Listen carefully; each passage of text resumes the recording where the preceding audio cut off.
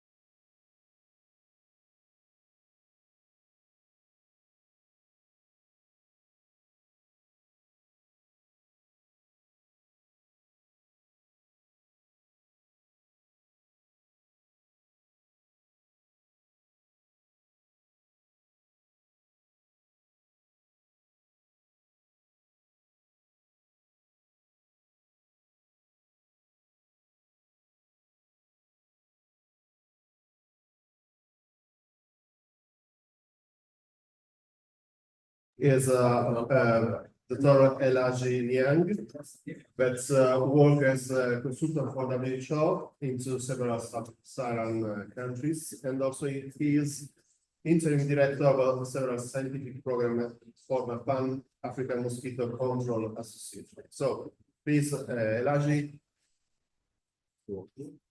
take your microphone.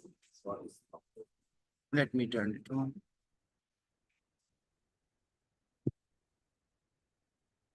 Check now. 20 minutes. Yes, I'll make sure. Thank you so much, Stintino, for having me here. Luigi asked me actually to do some literature review to just take us through this topic. He made me work, and yesterday he left everything up, asking me to talk about a little bit about my book. So, but since I've done this, I just go quickly through what was expected for me. So to do so, I just did a little bit of background. And then, so I talked a little bit about DDT and the offer eradication, risk of malaria resurgence in Europe and North Africa. And then at the end, I present my lab and the work that I've done. So for the bit of malaria, so we look at that map, so you would see that in the 19th century, so malaria was almost most of the part of the world, including Europe, Northern Africa, and some of the part. But nowadays, except few areas where we have eliminated malaria and few cases that now have been seen in the US, you will see that most of the malaria cases are happening in the tropics. So we have done significant progress, but those progress have been threatened by resistance within parasites, vectors, financial uncertainty, and extraordinary biodiversity of vector, which adapt to the all the ecological context and control. We have the issue of climate change and invasion and re-invasion of the vector. So those actually are the main, I would say, factors that are threatening the progress that we've got. So just looking at, but because I have removed some slides, so to really go through, but there was kind of story of the discovery of malaria, the parasite, the vector, and everything which I've written. But I wanted to focus on the key change that actually was very key in eliminating malaria. So the discovery of insecticidal action of DDT by Miller has created certain portfolio within the community. And then we started implementing what is called the eradication program, which ended up eradicating malaria in the Northern Africa and most of the European countries. Still, as you can see in Australia, North Africa, and that now I'm focusing on what was requested for me to do kind of research, which is Europe. We've seen decline of malaria as a result of the eradication program, but we've seen some resurgence after the Second War. And then the eradication was declared in the 15th, but we still have occasionally airborne and imported malaria cases, which means that there is a risk that still in the Africa. So one thing that should be noticed was that Africa was not part of the eradication program. A paper which is called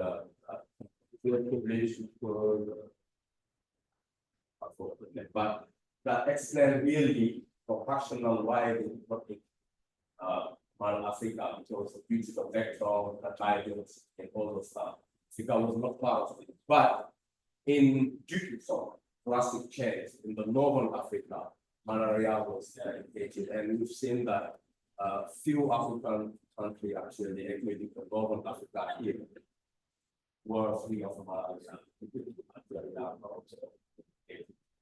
So, how about the risk of effects? Looking at what we are, so we still have looking at the data. You see this distribution of malaria. When you overlay the vectors mark in this, you would see that where malaria is happening is where we have most efficient vector. So what that is mean is if there is any change of the distribution of those vectors or some of the efficient vector within that area where they were actually removed, that means the risk is there. And we would see that there are some papers that was actually published regarding that. So the risk of malaria resistance is part of depend on the combination of receptivity, vulnerability condition. We do have good vector, efficient vector in Europe. We've seen also malaria was reported in Europe. Most of them were reported, but there are a few cases that were locally occurred, which means the risk is still there. And of course, when you look at some papers for Romy, there was some risk assessment with more detail, so I just go through. But what I wanted us to focus on was what are the factors that are putting the European and Northern African part at risk. These areas are still receptive because we do have the vectors that are very good in those areas. We do have those vectors that are effective. They can get the parasite developed facility. So and they still and there is vulnerability. So the population here are non-human, and there's still a lot of exchange, global exchange with all the trade. In one day, you can fly from an endemic country to a non-endemic country or a minority country. Why you are affected and will develop a parasite, or this is why it's there. All those things, but last but not least, it might change. This is changing everything. It's moving vector boundaries beyond where we used to see them. So all these, actually, in summary, are the risk factor for malaria. And we've seen malaria cases, and there is some story regarding malaria cases in some part. And this is the reported cases in Europe in 2022. So, and we should always learn from this story. So we all have heard a great outbreak with plasmodium virus, which was eliminated in the 50s. But then, and later on, the rest was free of malaria. But from that day, we were recording cases, and there were outbreaks in 2011. So this is kind of warning to us that the risk is still there, and it's happening. We have to make sure that this is happening. So regarding the Northern Africa, as I said, these four countries are below. There are some of those countries in Africa where malaria was and the four was in the Northern Africa: Morocco, Algeria, Libya, and Tunisia. Still, the same rationale that we had previously is also work here, and there are some papers that have done review of the perspective of malaria, and they have shown that there still are some emergence of cases in some parts. That's really need to really keep in mind that there is a risk, and make sure that we monitor, we do surveillance, and we make sure that we have reactive power to be able to just handle any cases and prevent any local transmission. So I'll just summarize it by this. We still have competition malaria vector species, number of reported cases each year, and which actually might be the factor to have a continuous case in those other countries. So I just summarized the thing. So these two areas still receptive. There is presence of infective vector, and all these elements or factors make them vulnerable. We have climate change, non-human populations, global population, connectivity, population traveling from another country to malaria African imported case, and documented in airport malaria case, and also documented local transmission. So this is kind of just warning for us that this area thing. So now, since Luigi has less of an action activity to talk about my, so this is my laboratory. It's called the Laboratory of Ecology, Vector and Parasite. The Laboratory of Vector and Parasite Ecology. It's the only national lab in my country, and we belong to the university where I'm also teaching. So the laboratory, as I say, belongs to the Department of Animal Biology, in our faculties at Check and which is the first university in Senegal in Dakar. And my colleagues and myself work on human malaria, hepatitis, listeriosis, and psychosis. And all these diseases, we focus really on the factor of systematic and the biodynamic and ecology and characterize the vector. And the good thing is, beyond our research and academic goals, we at the LFVP, we are the National Reference Unit of the NCP, National Control Program. And I am also one of the focal points for WHO for any vector or disease in the country. There is any guidance disease outbreak and the one is investigated. So due to that, so here is how we are organized. The lab is led by the person that trained me, and I'm the deputy director. And the previous lab is our scientific consultant that is still really coming and supporting. And I have several of my colleagues who also were trained by the same guy. We kept them and are leading different groups. This guy is the leading group of purifiers and working on Newton. We have people working on vector control. We have this guy who is our lead on supplies and any related supplies, and all these people. And I'll just show some slides. Right now we have six master students, 10 PhD students, and 3 technical and secretarial positions. So, and our mission is teaching research, doing supporting NMCPs in my country and beyond, because I work for several NGOs and I've been supporting a lot of African countries from Western, Central, and South African. So where I support the NMCP, develop technical documents. So we also do capacity building in my country, but also in different countries around. So our research infrastructure, we've recently got through the PMI project, a kind of a lab. So we have this air secretary, and we have this is the air secretary where our most of those who do science testing, all those characterization. We do have all this capacity in terms of biomol capacity. We have also facility to test insecticide. We have capacity for new generation in genomic sequencing. So we recently acquired this. And we have field sentinel site where we go and collect data to monitor main entomological characteristics. And this was me when I was doing my PhD, chasing mosquitoes, and it was a long time ago.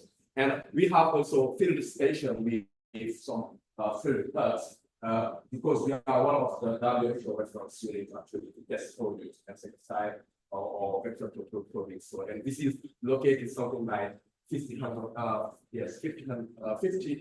kilometers from our main environment.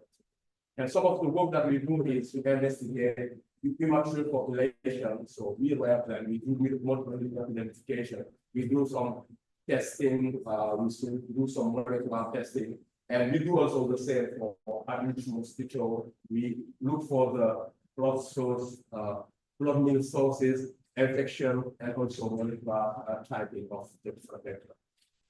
Some of the collaboration that I have, you will see that here is my friend Luigi. Yes, so I collaborate myself and some of our colleagues in country. So we make sure that we create a network with all our colleagues working on vector-borne disease. So I was working with Pasteur Institute. So we have ERG, we have the Minister, parasitologist department, we have some other. But internationally, also we have different collaborators in the UK's, in Africa. We have got a lot of products from ADCT. We have also we are working with NIH in Niang. We are working with South African country in Burkina Faso, and one of our main funders is the PMI project. For example, the US President said. Some of our research thematics. So we are first of all working on ecological differentiation. Most of my work has been on the speciation of Gambier and and also we do the monitoring of vector population, especially where we actually produce this kind of anthrop profile for Senegal. I've done a lot of work on mostly from my work when I was in Marseille, in digital work. So I've worked on Volvatia. I was the one who first discovered Volvatia in Senegal. I have also worked on Asaya. I isolated from some mosquito. A lot of work on arboviruses, negative tropical disease, the One Health concept, and also the new tools that we have. So, and some of the new area that I am really interested in is the host vector and parasitical adaptation, climate change, of course, and biodiversity, because we also are monitoring the potential risk of having certain life in Senegal. So we are in charge of that. Some of my research personally and some of my colleagues, as I said, I have collaboration with Malaria at Sangha Institute. So these are, and so I work a lot on pesticide resistance, and always I'm trying to see where we have transformation. So we did a lot of work on herbicide pesticide mechanism, but there are a few data on metabolic resistance, which I now start really developing with my lab. And as I said, some of the work on Volvatia here is Oleg Major. He is one of the Gabrielli and Faza. This is Milen Ray. She was the first one who actually developed the resistance, the herbicide resistance for Gabrielli. She is one of the leading researchers in Volvatia in France. So as part of my work is also to monitor the insecticide resistance profile to actually guide the NSC for the decision making. So we've been doing this investigation back in 2006. And each year we go through the field, we collect data, we collect mosquito, we do the testing, and we get the profile. And we use those actually to go and guide NSCP for decision making. Some of those work have actually been the rationale for us to guide the NMCP to shift from pyrethroid to carbamate, and then later on from carbamate to organophosphate, and also, so that's something we do anytime. And also, as you see, all over the country, we also go beyond the profiling. We also try to understand what are the mechanisms that are involved with insecticide resistance. So these are few data and few molecular characterization of the mechanism that are involved with the insecticide resistance. And of course, all the work that we are doing, we do also capacity building. We sit in the coordination and planning for the NFCA and the Minister of Health, actually guide for the best intervention. And once we have an intervention, we always also do the it's a kind of just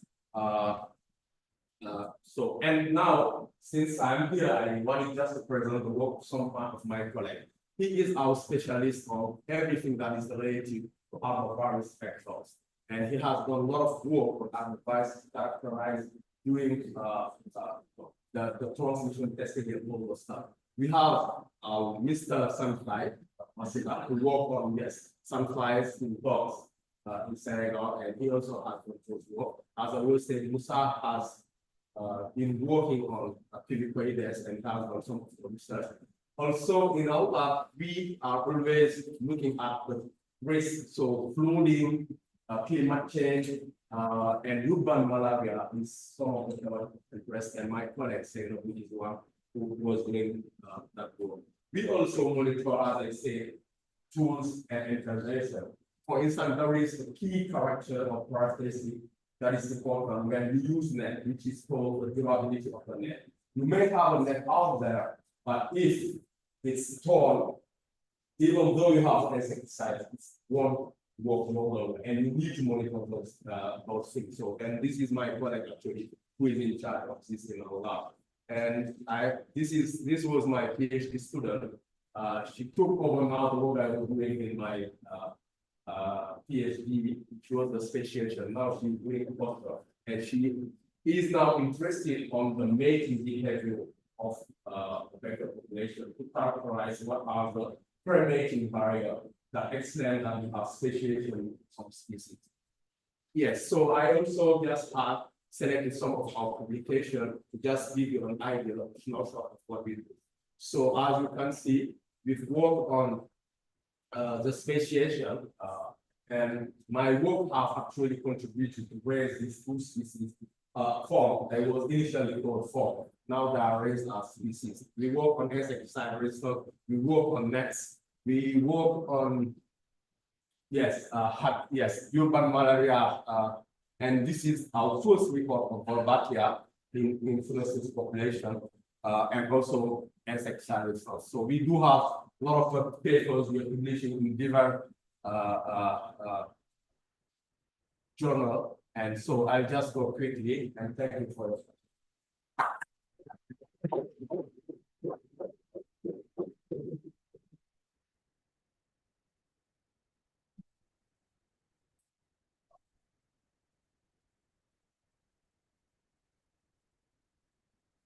Any question for our colleague?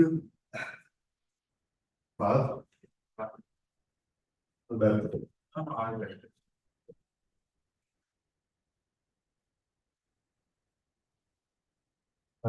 Thank you, Hadji, for your wonderful presentation. It's really impressive. I just wanted to know what type of service strategies would you suggest for us to look for in Europe, and given that we have Asian tiger presence in many Mediterranean countries. That's a very interesting question, and I'll base my answer to the WHO recommendation, which is, so we need to have a strong integrating vector surveillance system. So wherever you are, you need to have a vector control surveillance system. Since your issue is albopictus, so or vector of dengue, the best thing is to make sure that you have some sentinel site where you do surveillance collecting mosquitoes and also processing them, testing them to see if there is any of them that are infected by any aquaviruses. That would be my recommendation.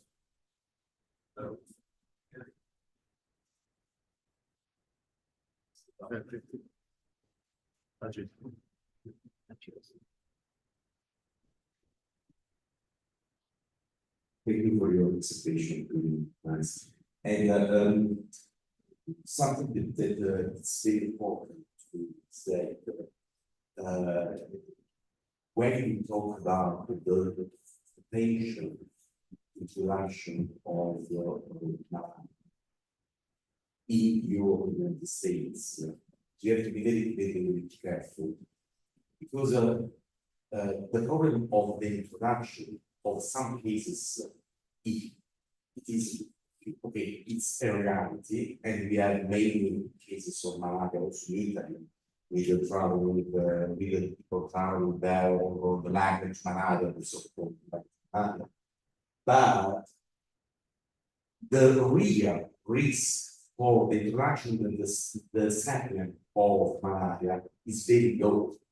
In my opinion, it's very low, because you know that the most important thing is to have a population of humans, or the population of the people who are also exposed, and we have also an immunity, population immunity that allow to the development and the propagation, allow to settle the infection level. And this is really different from an opinion, from the opinion of people, and also for politicians. Because, for example, we have in Italy some species of Anofeline, of the complex Maculipennis, that are vector malaria. 2 weeks ago was published the retrieval and the detection of, in southern Italy, in pulses and vectors of Anopheles saccharophili.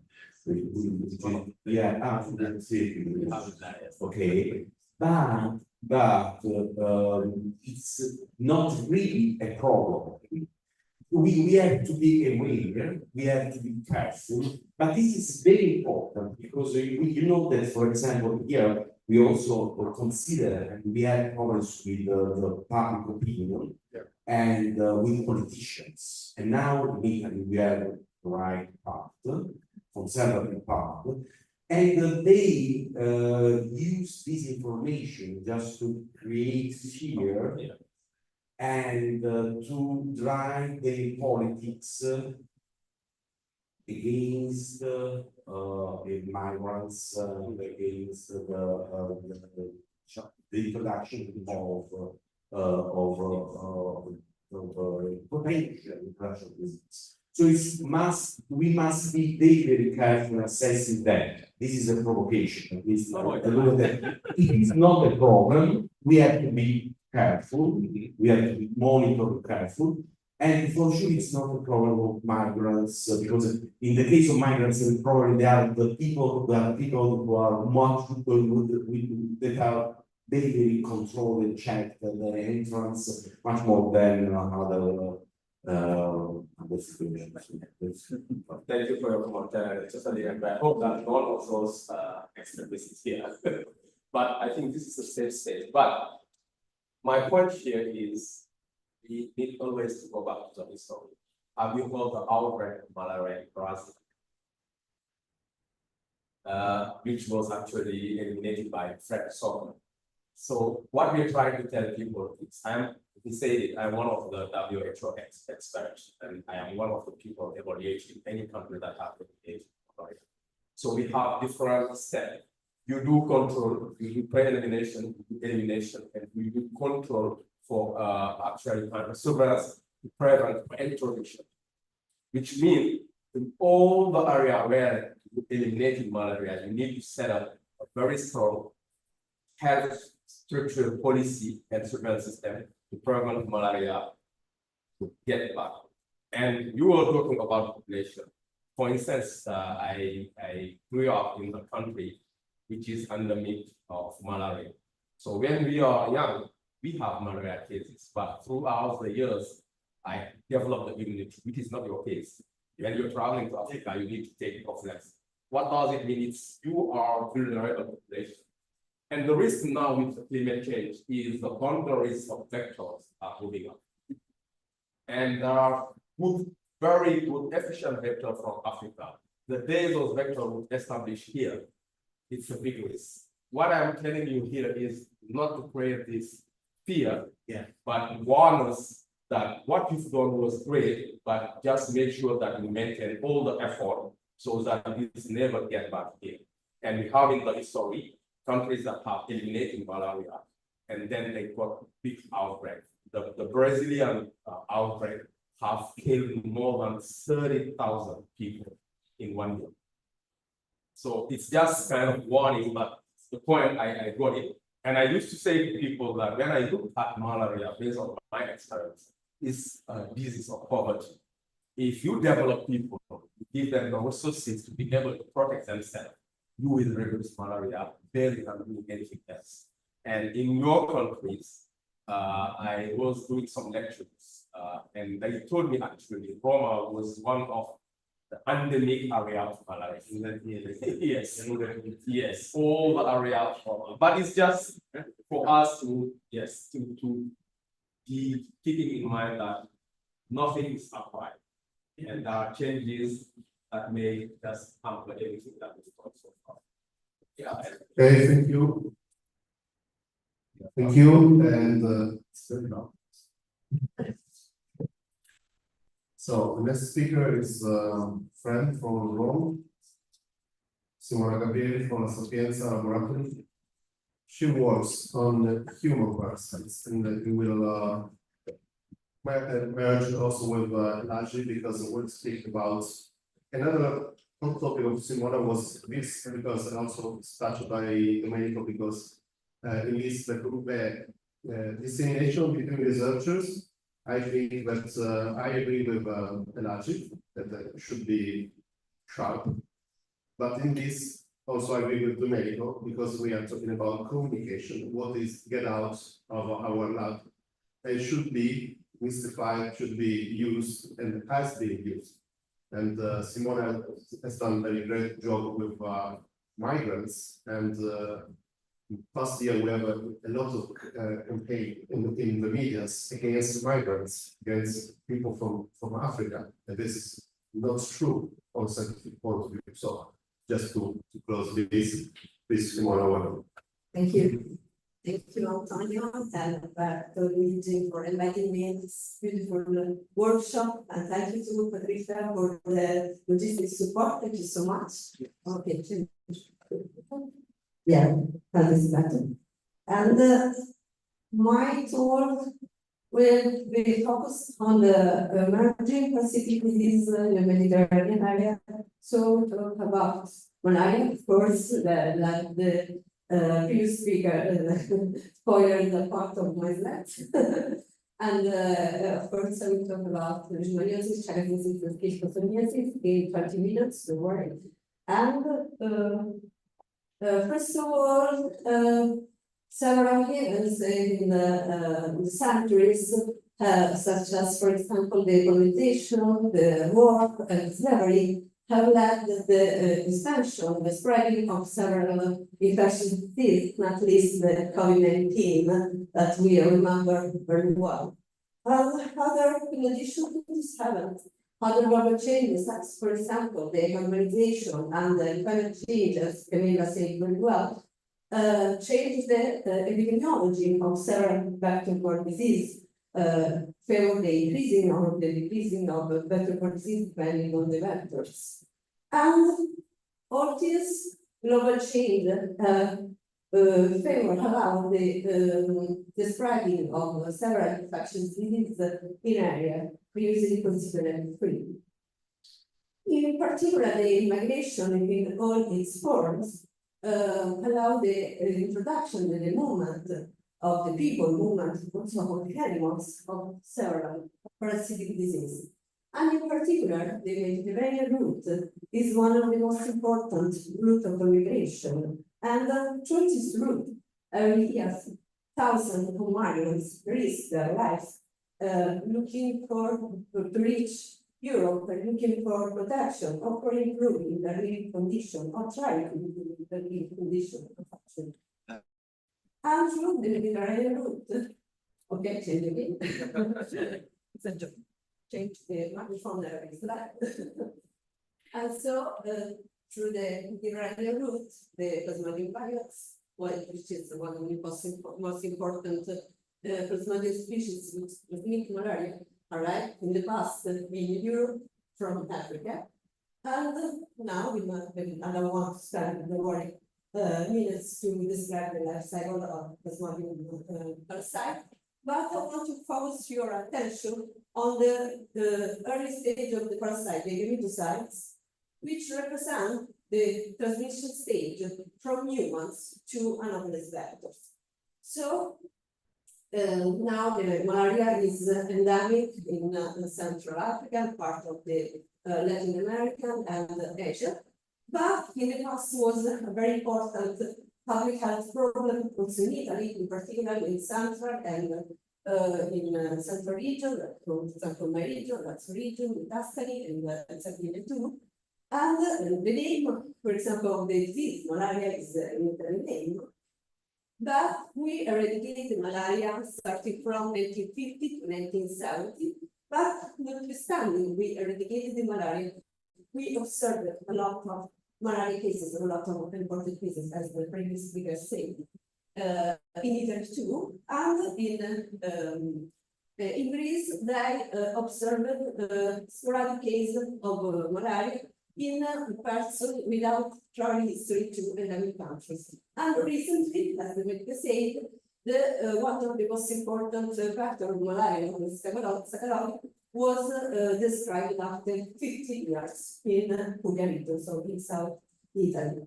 So the question is, can malaria emerge in Italy? Of course, this question, Luigi loves this question. And I don't have, of course, the answer to this question. I don't have the crystal ball, but I think, in my opinion, that the risk of computer glitch Domenico is the risk is very low. But we are trying to diagnose the reemergent malaria.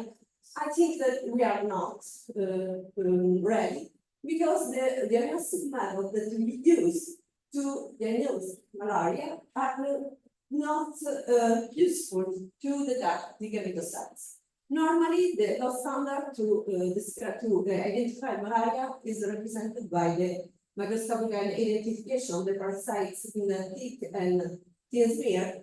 And this is a very useful, very simple, and also cheap method to identify the parasite, to detect the parasitemia, so it's the gold standard method.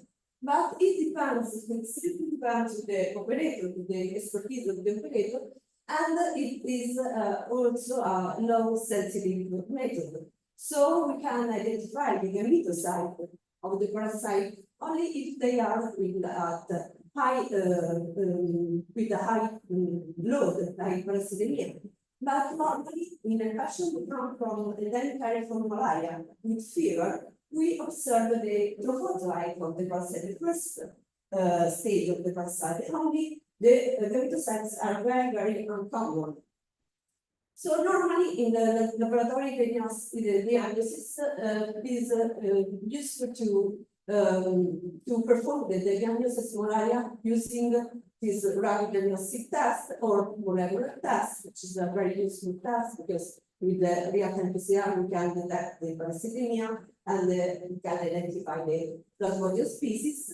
But with these methods, we cannot identify the gametocyte, which represents, I want to stress you again this concept, the transmission stage of the parasite. So we should to adopt a method like this, a real-time PCR method, very sensitive, very specific method, which in particular detect the gametocytes. But this probably this kind of approach, technical approach, is now only used for research purpose, not for diagnosis purpose. So I want to pass to my talk on leishmania. Yesterday we had 4 beautiful talks on leishmania, so I want to go very, very fast. And in humans, we have 3 main clinical forms of clinical presentation of leishmania: visceral leishmaniosis, pneumocutaneous leishmaniosis, and cutaneous leishmaniosis, depending on the leishmania species. And in Italy, we are in an endemic area called the Leishmania infantum, which is represent a zoonotic disease, a veterinary problem. And notwithstanding the prevalence for Leishmania infantum in dogs in Italy is about 18%. Yesterday, Gabrielli said this prevalence.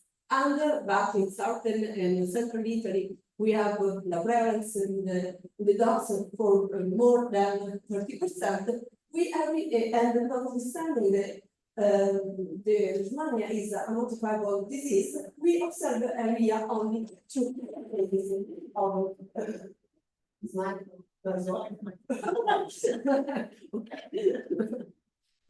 we observed only 200 leishmania cases. So it is of course only the top of the iceberg, no? Few human cases, because the visceral leishmaniasis we can detect the symptoms in immunodepressive people, and the cutaneous leishmaniasis is unreported. But okay, the Leishmania infantum is endemic in Italy, but as I said, some global change can change also the epidemiology of the vector-borne disease. As for instance, as the Syrian war, in Europe we observed a lot of cases of leishmania measure. And this is a very, it is very important report because in Italy and in Europe, as Gioia published and also with the work published, we have the component vector for Leishmania tropica endemic in Italy and in Europe too. So normally the diagnosis of leishmaniosis, the cutaneous and visceral one, is performed by microscopy or molecular diagnostic, and the screening test for the visceral leishmaniasis is represented by the serological test, but usually we observe visceral leishmaniasis in immunodepressive people, so this test is not very effective to diagnose leishmania. So usually the diagnosis is performed by molecular methods, but it's very important not stop the diagnosis at this step, but we have to sequence the isolates. Because recently, a lot of hybrids using, for example, Ismail Fountain and the anthropomorphic species and the Mayan and also within a fountain and Amadou have been described in Europe, but also in Northern Italy. So we must, these hybrids can be transmitted by phlebotomous copy, which is the lab. So we have to sequence all our isolates. That's all. I got others. Trust me. Finish? Okay.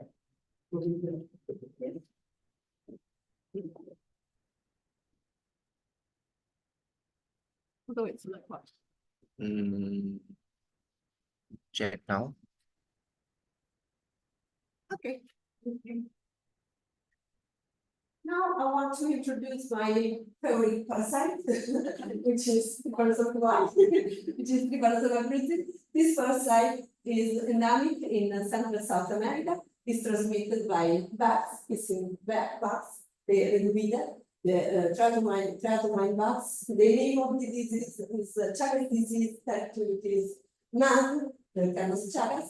And in this parasitic disease, we have a first stage of the disease, the acute phase of the disease with symptoms, and after this symptom or not in the first stage, but after for over 40 years, the infected person don't show any symptoms of the disease.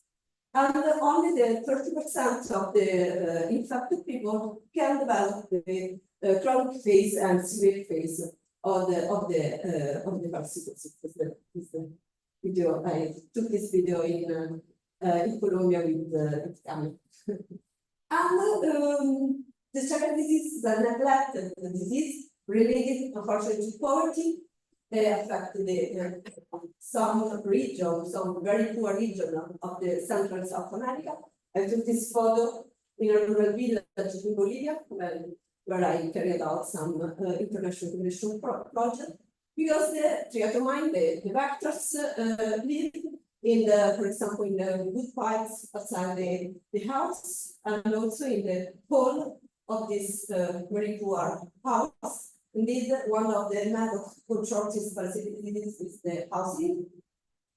And so the tuberculosis is endemic, as I said, in South American bat, and in the endemic area is transmitted by the bats and by the food contaminated with the feces of the bats.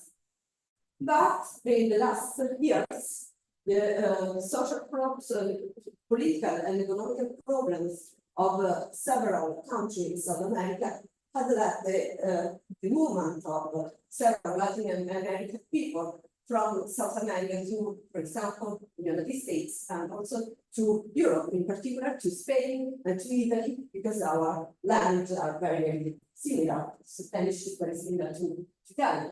And so the asymptomatic people, but infected people, moved from Latin America to North America and to Europe too. So the epidemiology of this parasitic disease changed very quickly, and the Chagas disease become a global health problem.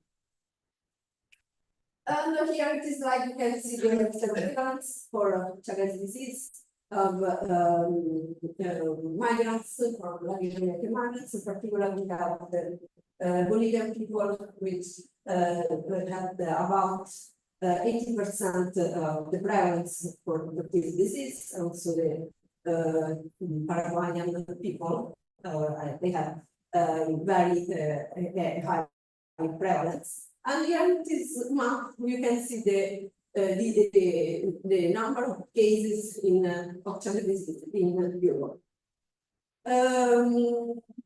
It can be transmitted in North area, for example, by blood transfusion, because this parasite has a very particular features. It can survive at degree, it can survive at 4 degrees, and it can resist to freezing. For example, in comparison to Leishmania, they are very close from a taxonomical point of view, but Leishmania don't exhibit this characteristic.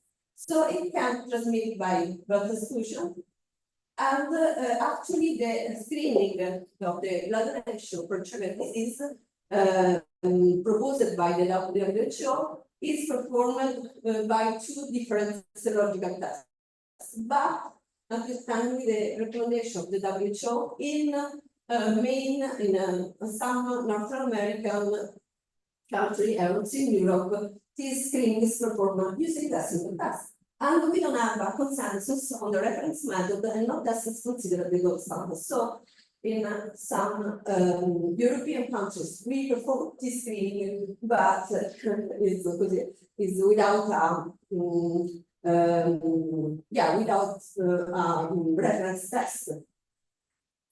I want to show you here the result of my very vintage publication.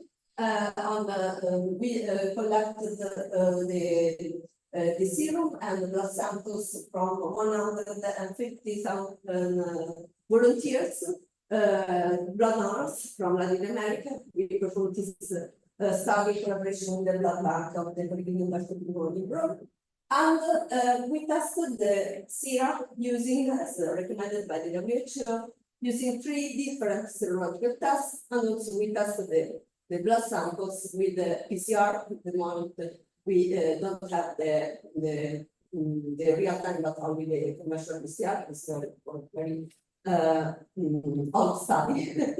And we found, of course, some donors positive for the serological test, but we found also one Italian with the blood circulation of the parasite. This was very interesting result. And here, in this slide, you can see all the positive cases in the blood donation found positive in Europe for this disease. My study, the study presented here, was before the introduction in Italy of the screening for Chagas disease in the blood donation, which was in 2015. And so far, only few European countries, for example, Spain, France, and UK, implemented the screening program for blood donors, with all donors at risk for Chagas disease. That means donors who comes from Latin American countries or born from mother born in Latin American countries or travel in Latin American countries.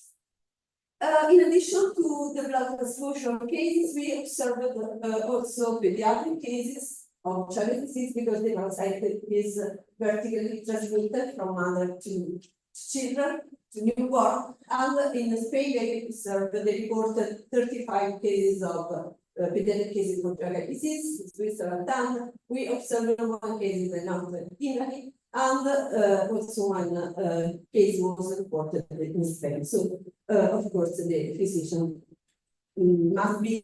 should consider this problem not a Latin American problem, but a global problem. I want to conclude my talk on schistosomiasis, talking about schistosomiasis, which is a tropical disease. We have 2 main forms of schistosomiasis, the urogenital and the intestinal schistosomiasis. The urogenital is a very dangerous problem because it's associated with the development of bladder cancer. And in women, it's said to favor the introduction, the acquisition of HIV virus, because it's an important impact. The presence of the parasite has an impact on the microbiota of the vagina and favor the HIV acquisition. So it's a very important problem, public health problem in Central Africa again. But I want to talk about this parasite, this parasitic disease, because it was reported an outbreak, an interesting outbreak of Eugenia schistosomiasis, also in Corsica, we are very close to Sardinia, in 12 people who resulted infected by the hybrids, Schistosoma pubicenum, Schistosoma hematobium, which is the tropical oncozoontic parasitic disease, and Schistosoma bovis, which is endemic in Italy, in Europe, in cattle. So, the parasitic disease, the hybrids are able to continue their life cycle in autochthonous snails. So it's very important to monitor schistosoma in all the migrants.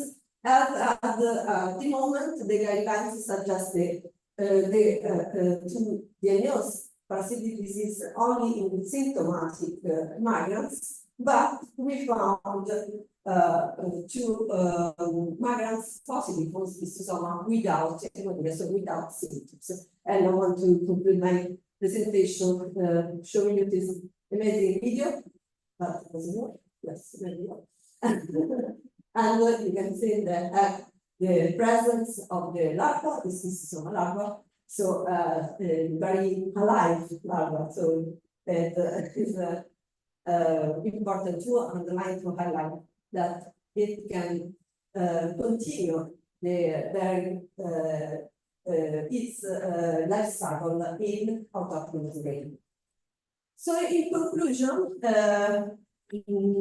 we know that the movement of the animals of the person is increasing, so we have to increase also the surveillance strategies, so surveillance program, the vector surveillance course, and also we have to introduce the guidelines to screen the blood or also for parasitic disease. And in all these strategies, we have to include the society, we have to try to change the opinion, as Domenico said, of the people, because this is my personal opinion, but we are in a high-income country, and so we have the task, we must to accept, we need our help, our support, but of course we have to improve our surveillance system. So thank you very much for your attention.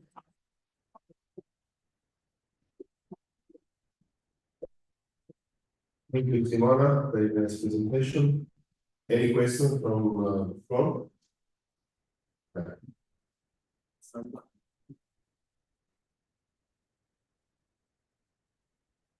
Simona, very interesting. I was wondering what we can do to facilitate the identification of cases, because, for example, for celiac disease, we know that there is a stigma on these people because it's poverty disease, and many times this is why I was just suggesting not citizen science but people science, because many times migrants are not considered citizens, they don't have access to healthcare and so on. So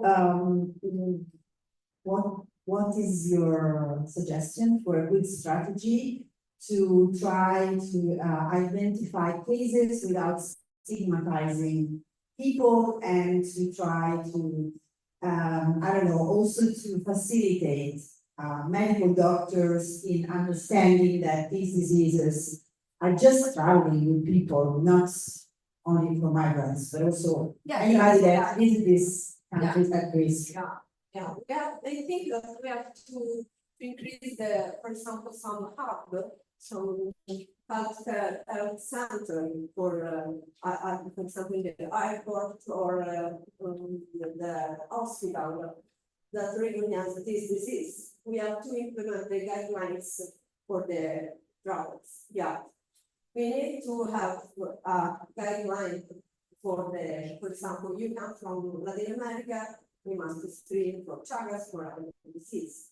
But it's very difficult to pass this message to the physician. Because they think that, okay, Chagas is Latin America. Yeah, you have You have one transmission of the case, but it's not only one, but one is important. It's important, yeah, it's then people that receive donation, they are. Yes, yeah. And the other thing, sorry, I know that in some member states, in Europe, people are paid when they donate blood. Which is not the case for Italy, but for example, in Northern European countries, many poor people donate their blood. Yeah. Because they are paid for that. Yeah. So. Big. Yeah, there's a very big problem with this. Also in UK, we reported 5 cases of malaria after blood donation. Because the screening is started from the questionnaire. So if you jump the questionnaire and you say, I don't come from Africa, you can donate. Yeah, yes, we have to implement to increase this control. Because at the moment, the blood is controlled on the virus, the possible disease. Yes. We have in the Colectivo for the first question, we have the Colectivo have 3 hubs for the migrants with or without research and they can access. But we, for example, organize a lot of workshop on the migrants, and also we prepared some flying for the formative for the migrant to say, okay, you have an app in the you can access without your permission, and just you try to pass the message to and we translate this this dialect in different languages. Yes, because the problem is also in the blood bank. The problem is also the language barrier that we have. They don't understand the questionnaire because the questionnaire is only in Italy. I was in a blood bank in Barcelona, for example, and the questionnaire was in Spanish, in English, in Italy, in language, in so for the language is yes, there is room for improvement. Yeah, a lot. Thank you. Yes. Any other question? One more, Joy.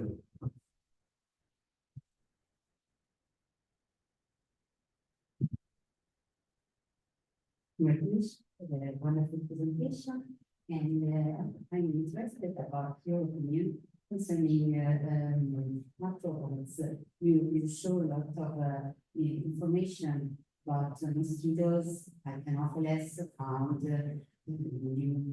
just here in Italy, and that could transmit malaria, as you explained us, and some flies endemic in our country, species of some flies that can transmit imported, yes, Leishmania disease. So what do you imagine for the future for our country concerning our troubles, more for example. For example, this is really You are not, yes. but we don't have actually a program approved from the Italian Ministry of Health made for Aedes, variants, nor for samples. So, in my opinion, it's very crucial to improve these aspects, to press authorities to take care also of this part of the problem, because prevention starts from appropriate screening, in my opinion. It would be the first one. Yes, I completely agree with you. It's expensive, time consuming, but in my opinion, it would be useful tool. I think that now the opinion is changing because Daniel is learning. So maybe we have to learn from the past, from our life. Yeah. Okay, Simona, thank you. Yeah.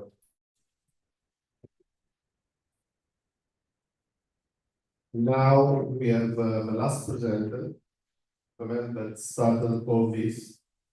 And for this reason, and also because he has taken 10 minutes, we'll give 7 minutes before coffee break. I'm just joking. So Luigi, welcome. Thank you. Okay. Thank you, Antonio. Thank you, Alberto, as well, for inviting me. I don't know if sorry again. To let me speak again. Yes. It's a bit different what I'm going to present today. It is about statistics, but I will not show anything in statistics.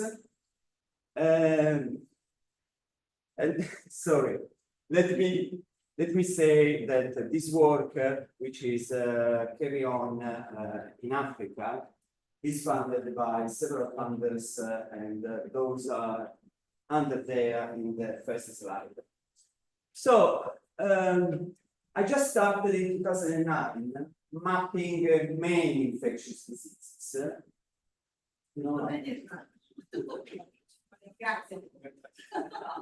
It's a successful, this one. So I started in 2009 mapping several infectious diseases. In fact, this is quite an old map of dengue.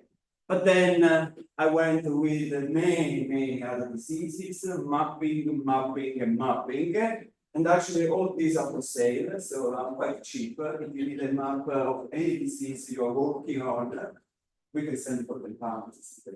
So please contact me or Patricia, and then we will give you some maps. But what is the problem here? Is the very low quality of surveillance data.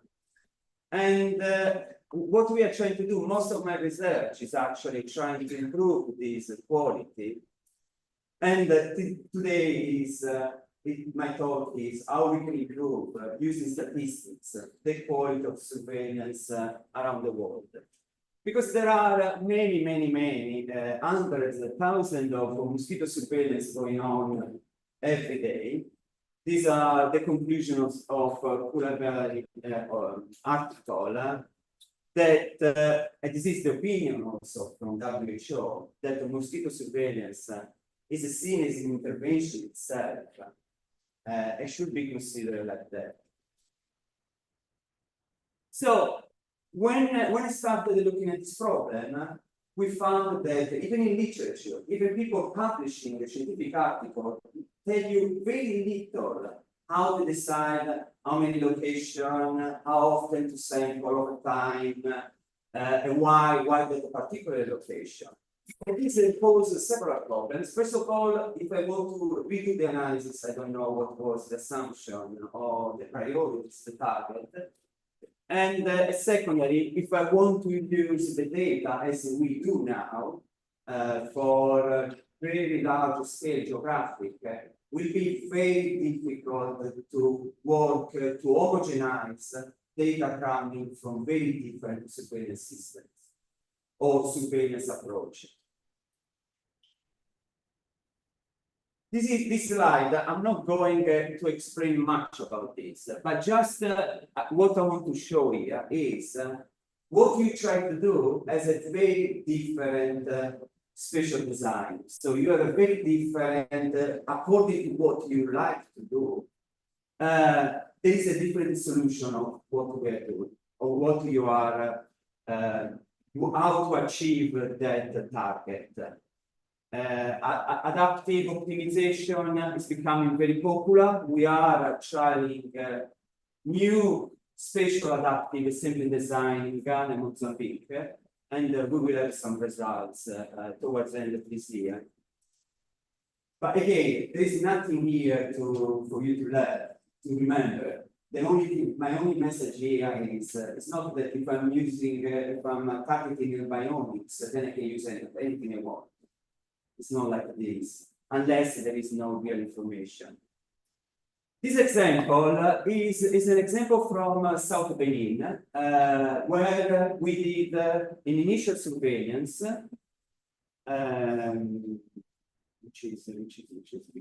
yeah.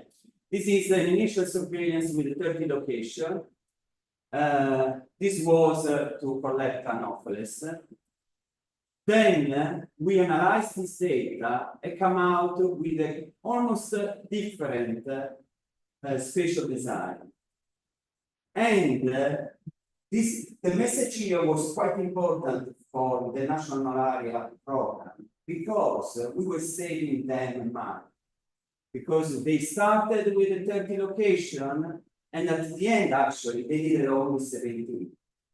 So we found which location should be kept, adding a new location that should be integrated in order to have a better distribution of Anopheles grande. That was the target that they were looking for.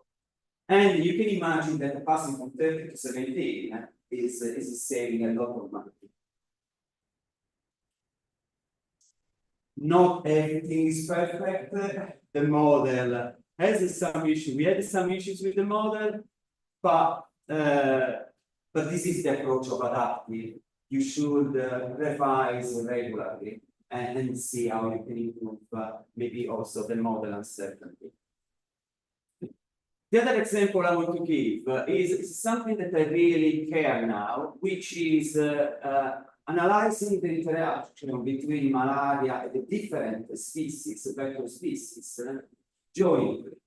So it's very usually people do maps for the different Anopheles, map for malaria, they try just to look where these things are seen. But actually, if we needed to use a statistical model, an advanced statistical model that take in account any possible interaction in space and time between species and malaria, then you need to use a joint model. And this is the results that we got. Sorry, the slide is a pretty rich. This part was much more than that. But what we are showing here is in some areas, all the three, this is Alepis, Anopheles funestus, Anopheles grande, Anopheles mili. This is the significant contribution to malaria. So there are some areas where all the three vectors have a significant contribution to malaria, other areas where only two vectors, and there are small pockets with only one vector. Okay, why this is important? Because if we want to do species-specific intervention, again, we don't need to spend a huge amount of money trying to fight everything, but we can target probably by periodization areas where there are all the three Anopheles, etc.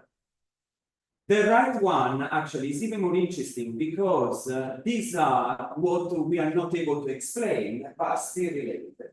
So here we know that the Anopheles are important, like with temperature, vegetation, elevation, etc. And this actually is all those relationships between malaria and species vector that we don't know what are driving them.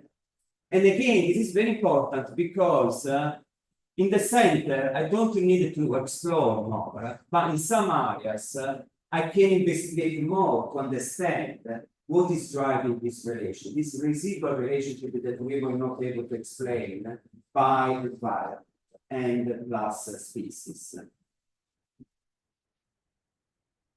So, my final remarks.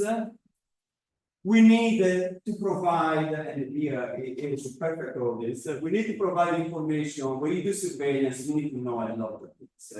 If you run a power test, what was the assumption, why it is there, it could be preferential, could be any type of setting, but we need to know why you were doing that and what you were targeting. Now we have models and data. I mean, the data, for example, remote sensing data, satellite data is freely available.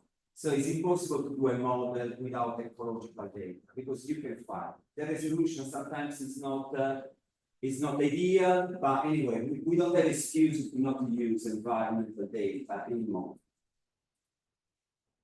This final guidance is again nothing I want to say much longer on this, but just to show you that if you are doing pilot study or looking at distribution, etc., there is always a design for you. We are publishing this article where actually we are providing the guidance on surveillance for mosquito-borne diseases.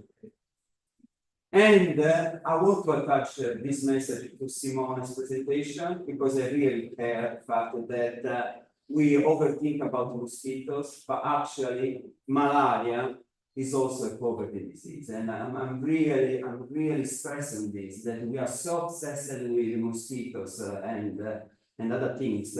We try, yes, with things useful, but insecticide resistance is blocking the stuff. Without remembering that there is so much to do in these communities that can help the community and also the fight against malaria. And you will be surprised that Antonio, I already finished with a nice Nivola paint on malaria in Sardinia, collecting larvae. Thank you so much.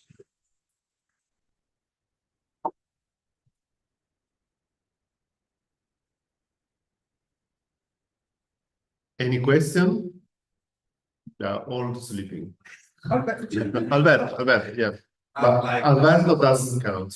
Speaks always. I have like a million questions, but maybe we can talk like later. But more than questions, I have two comments if I can. First of all, I really love what you presented, and I really value with your work as a researcher because it's true. We need like, and this is again one help, you know, like we need different people working on the same topic to integrate data and create models. For us is very important. I have two comments, like at the beginning of your, if I understand correctly, at the beginning of your presentation, you were like making a general statement on the literature, saying that if you go into literature, it is like difficult to get data.